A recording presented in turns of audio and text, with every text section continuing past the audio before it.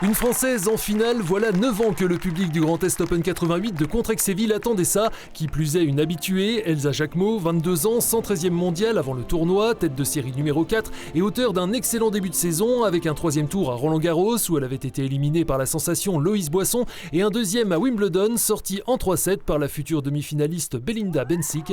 Face à elle, la Britannique Francesca Jones, 122e au classement WTA, née avec seulement 4 doigts à chaque main à la suite d'une ectrodactylie, maladie du développement embryonnaire. La native de Leeds a maîtrisé les débats ce dimanche sur l'ocre thermal. Après le gain de la première manche 6-4, l'anglo-saxonne n'aura connu qu'un petit trou d'air au début du deuxième set en perdant 3 jeux d'affilée avant de s'offrir 3 premières balles pour conclure à 5-4, 0-40. La jeune lyonnaise prolongeant le suspense grâce à un service retrouvé.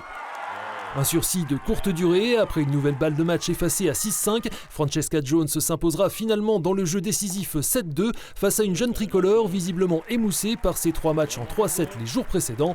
Un premier titre sur un tournoi WTA à 125 000 $ pour la Britannique et une belle progression au classement pour la jeune tricolore. Elsa est une joueuse très puissante. Si tu n'es pas agressive, alors tu dois courir beaucoup. Je pense que tactiquement, j'ai fait un très bon match. Elle avait passé beaucoup de temps sur les cours avant cela et je savais que ça serait dur pour elle de courir en permanence.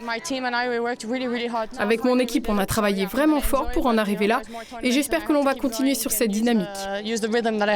C'est une fille qui demande aussi beaucoup d'énergie sur le court.